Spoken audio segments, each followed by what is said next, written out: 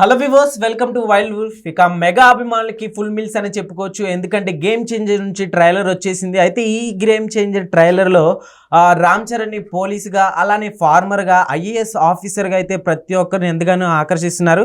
అయితే దీని గురించి అయితే డిస్కస్ చేసేద్దాం. సో ప్రస్తుతం మనతోటి సినీ క్రిటిక్ రైటర్ దాసరి విజ్ఞాన్ గారు ఉన్నారు. వెల్కమ్ చెప్పేద్దాం. హాయ్ సార్, ఎట్లా ఉంది సార్ ట్రైలర్ చూసారా? గేమ్ చేంజర్ ట్రైలర్ చూసాము. అండ్ రెగ్యులర్ శంకర్ గారి సినిమాలు అంటేనే భారీతనం ఉంటుంది, అందరికీ తెలిసిన విషయం. అవును, ప్రతి చిన్న చిన్న చిన్న చిన్న ఐ మీన్ పిన్ పాయింట్ని కూడా అసలు చాలా భారీగా చూపించే డైరెక్టర్. అంత ఇంపాక్ట్ కూడా ఆ సీన్లో ఉండేటట్టుగా చూపించేటువంటి డైరెక్టర్. ఎప్పటి నుంచో చాలామంది ఎదురు చూస్తున్నారు శంకర్ గారి సినిమా అని. అంటే శంకర్ గారి సినిమాలు రాలేదని కాదు, తెలుగు వాళ్ళు తెలుగులో శంకర్ గారు స్ట్రైట్ సినిమా చేస్తే చూడాలని చాలా కోరిక. ఇప్పటి నుంచి కాదు, ఎప్పుడు తమిళ సినిమాలు తీస్తాడు, దాన్ని మళ్ళీ తెలుగు రంగులు అద్దుతాడు, లైక్ డబ్బింగ్. అలా కాకుండా first time straight Telugu cinema చేశాడు శంకర్ గారు. అండ్ దాంట్లో రామ్ చరణ్ తేజ ఆఫ్టర్ RRR తర్వాత ఆయన స్ట్రైట్ సినిమా అని చెప్పుకోవచ్చు. ఆయన హీరోగా పెట్టి ఇంకా బోల్డ్ అంతమంది తారాగానే ఉన్నారు. సో ఇప్పుడు ట్రైలర్ చూసిన తర్వాత అర్థమైంది ఏంటంటే రామ్ చరణ్ తేజ దీంట్లో ఒక ఐఏఎస్ ఆఫీసర్. ఇప్పుడు ఆ డైలాగ్ బాగుంది, నువ్వు 5 ఏళ్ల వరకే, నువ్వు సీఎం అయినా, మంత్రి అయినా, ఇంకేదైనా, నీ పిండాకుడైనా 5 ఏళ్ల వరకు. తర్వాత మళ్ళీ నీ భవిష్యత్తు బాగుంటే నువ్వు ఉంటావు, లేకపోతే ఉండవు. కానీ నేను చచ్చే వరకు ఐఏఎస్నే, ఒకసారి పాస్ అయ్యామంటే అంతే సంగతి. సో ఒక ఐఏఎస్ రాజకీయ నాయకులకి లొంగకుండా, వాళ్ళకి తల ఉంచకుండా ఎలా ఒక గేమ్ చేంజర్ అయ్యాడు అనేది ఈ సినిమాలో మనం చూడబోతున్నామని అర్థమైపోయింది. అండ్ ఫస్ట్ నుంచి టైటిల్లోనే ఒక రివీల్ ఉంది, ఆ ఓటు అది వేస్తారు కదా. అవును. సో ఇప్పుడు కలెక్టర్ గారి హయాంలోనే బోల్డ్ అన్ని జరుగుతూ ఉంటాయి కాబట్టి చాలామంది కలెక్టర్లు అమ్ముడు పోతారు అని చూపించే ప్రయత్నం చేసి ఉండొచ్చు. అలాంటి వాళ్ళల్లో మన హీరో అతీతమై ఉండొచ్చు, నా estimation. I don't know whether Shankar గారు ఏం చెప్పాలనుకున్నారో చూస్తే మనకి తెరపై చూస్తే కానీ అర్థం కాదు. సో ఈ రకంగా ట్రైలర్ చూసుకుంటే ప్రతి ఫ్రేమ్లోనూ భారీతనం, ప్రతి ఫ్రేమ్లోనూ శంకర్ గారి హుందాతనం కనబడతానే ఉంది. అండ్ దానికి తగ్గట్టు ఆల్రెడీ కొన్ని పాటలు రిలీజ్ అయ్యాయి ఈ మధ్యకాలంలో, ఏదో ఆడుతున్నాయి యూట్యూబ్లో, అలా అలా అలా పాడుకుంటున్నారు, పర్వాలా. సో అలా చూసుకుంటే ఈ సినిమా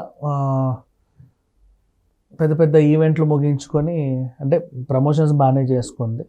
రీసెంట్గా ఒక ప్రమోషన్ చేసుకున్న తర్వాత ఇప్పుడు ఈ ట్రైలర్ అనేది రిలీజ్ అయ్యింది. సంక్రాంతికి ఈ సినిమా మొత్తానికైతే ఉంది. ఇక దిల్ రాజు గారు అంటే సంక్రాంతికి ఆయన పెట్టింది పేరు చెప్పాలి అంటే. ఒకప్పుడు MS రాజు గారు ఎలాగో ఆయన సంక్రాంతి రాజు అనేవాళ్ళు, ఇప్పుడు దిల్ రాజు గారు తయారయ్యారు. అండ్ రీసెంట్లీ చైర్మన్ పదవి వచ్చిన తర్వాత టాలీవుడ్ని ఎలా నడిపించాలి, ముందుకు ఎలా తీసుకెళ్ళాలి, ఏవైనా అవకతవకలు ఉంటే ఎలా దాన్ని సర్దుమణిగించాలి అనే దాంట్లో ఆయన కీ రోల్ పోషిస్తా ఈయనకి ఇదొక టాస్క్ చెప్పాలి అంటే. అంటే తను ఈ పదవి చేపట్టిన తర్వాత రిలీజ్ అవ్వబోతున్న తన ఫస్ట్ సినిమా, భారీ సినిమా. ఫస్ట్ అంటే రెండులే, ఒకటి సంక్రాంతికి వస్తున్నా, ఒకటి గేమ్ చేంజర్. ఏది ముందు వస్తే అదే ఫస్ట్.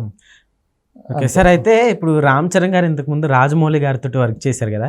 యాక్చువల్లీ రాజమౌళి గారితో ఏ హీరో అయితే హిట్ కొడతాడు, మళ్ళీ తర్వాత నెక్స్ట్ ఏ డైరెక్టర్తో వర్క్ చేసినా ఫ్లాప్ ఖచ్చితంగా ఫేస్ చేస్తారనే సెంటిమెంట్ ఒకటి ఉంది. ఏం చెప్తారు, అదేమన్నా రిపీట్ అవుతుందంటారా? చిచి అట్లేం లేదంట. అంటే అట్లా సెంటిమెంట్లు అనుకోవడం తప్పు. ఎందుకు చెప్పనా, ఏదైనా సినిమా రిలీజ్ అవుతుందంటే అది తెలుగు సినిమా ఇండస్ట్రీకి ఒక రెవెన్యూ లాంటిది. అవును, దాన్ని మనం సెంటిమెంట్లు ఇది ఫ్లాప్ అవుద్ది అని పలికితే తప్పది. బట్ నేను చూసిన న్యూస్ ఏంటంటే, ఇప్పుడు నువ్వు రాజమౌళి గారితో కంపేర్ చేసావు. మొన్న ఆయన మీద, చరణ్ మీద ఒక ఇది ఉంది. మొన్న నిజంగా ప్రమోషన్స్ ఈవెంట్లో అసలు ఇండియాలో నెంబర్ 1 డైరెక్టర్ శంకర్ గారే, ఆయన తర్వాతే ఎవరైనా, నేను ఆయనతో పనిచేయడం గర్వంగా ఉంది, నా కళ, ఇలా చెప్పినప్పుడు కొంచెం రాజమౌళి గారి ఫ్యాన్స్ హర్ట్ అయ్యారు. ద ఓన్లీ రీజన్ అంటే శంకర్ గారు, రాజమౌళి గారు ఎవరు తక్కువ ఎవరు ఎక్కువ అనేది కాదు, ఈయన ఇద్దరి పేర్లు కూడా వాడవచ్చు కదా, ఎందుకు ఆయన సినిమా చేస్తే మాత్రం ఆయన్నే పొగుడుతున్నాడు అని కొంతమంది హర్ట్ అయ్యారు. ఇక అది ఎవరి ఇష్టం వాళ్ళది, ఎవరి అభిప్రాయం వాళ్ళది, దాని గురించి నేను మాట్లాడడానికి లేదు. ఇకపోతే ఈ ట్రైలర్ ఎలా ఉంది అనుకుంటే మాత్రం నిజంగా చాలా బాగుంది. ప్రతి క్యారెక్టర్ని చాలా డీటెయిల్డ్గా నీట్గా చూపించాడు. అండ్ పిక్చరైజేషన్ అదిరిపోయింది. సినిమాటోగ్రఫీ కూడా చాలా బాగుంది. బ్యాక్గ్రౌండ్ మ్యూజిక్ కూడా తమన్ చాలా బాగా ఇచ్చాడు. రా మచ్చా మచ్చారా సాంగ్నే మెయిన్ ఇంటెన్స్గా తీసుకెళ్తూ మొత్తం ఈ ట్రైలర్ అంతా నడిపించాడు.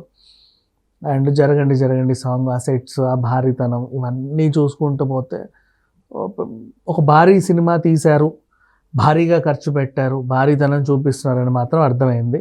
ఓ కథని చాలా భారీగా చెప్పబోతున్నారు అనే విషయం కూడా అర్థమైంది. ఓకే, సినిమా ఎలా ఉంటుంది అనేది మాత్రం మనం సంక్రాంతి వరకు వేచి చూడాల్సిందే. ట్రైలర్లో మనం చూసుకుంటే డైలాగ్స్ ఇవన్నీ కూడా పొలిటికల్ పార్టీస్కి కొంచెం నెగిటివ్గా వాళ్ళకి కౌంటర్లు వేసినట్టుగా కనిపిస్తుంది. ఏం చెప్తారు?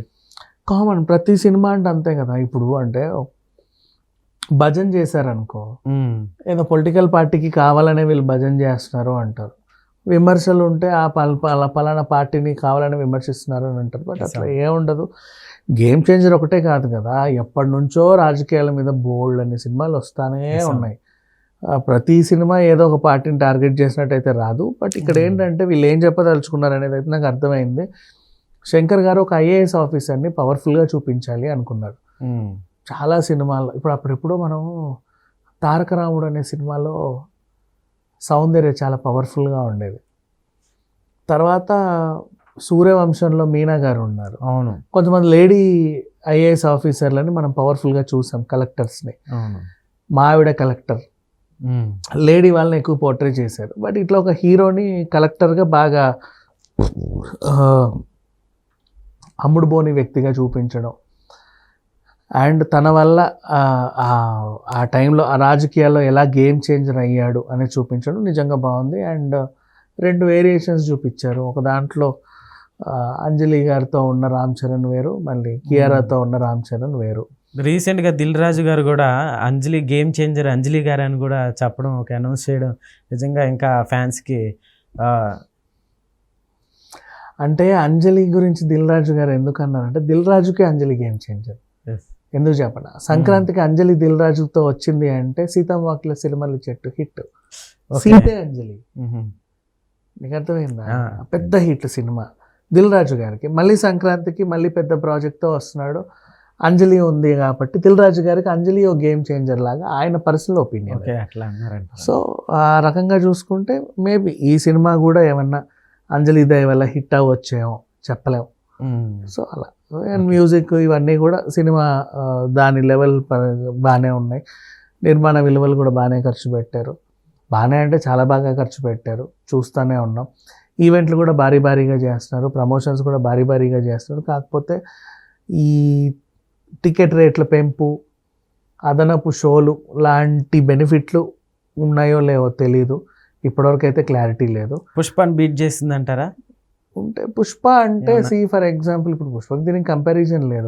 బికాజ్ పుష్ప అనేది అది ఒక బ్రాండ్, లైక్ యూనో. ఇప్పుడు సరే ఆ బ్రాండ్ విషయం పక్కన పెట్టేద్దాం, సింపుల్ లాజిక్ చెప్తా. పుష్ప సినిమా సింగిల్గా వచ్చింది, మోనోపోలీ, వితౌట్ కాంపిటీషన్, 13.5 థియేటర్స్. అవునా? ఇది విత్ కాంపిటీషన్ వస్తుంది. బాలయ్య బాబు గారు, వెంకటేష్ గారు. అండ్ పుష్పతో కంపేర్ చేస్తే గేమ్ చేంజర్ బడ్జెట్ ఎక్కువ, పుష్ప బడ్జెట్ తక్కువ. పుష్ప ఇప్పుడు 1800 కోట్లు, 2000 కోట్లకి చాలా దగ్గరలో ఉంది. అంటే వితౌట్ కాంపిటీషన్. పైగా వాళ్ళ సినిమా రేట్లు, టికెట్ రేట్లు పెంచుకున్నారు, అదనపు షోలు వేసుకున్నారు. ఇక్కడ చూస్తే రేట్ ఎక్కువ, అదనపు షోలు లేవు, టికెట్ల రేటు పెంపు లేదు. కథలో ఏదైనా మంచి ఇది ఉంటే హిట్ అయ్యే ఛాన్స్ అయితే 100% ఉంటుంది. Okay sir, thank you.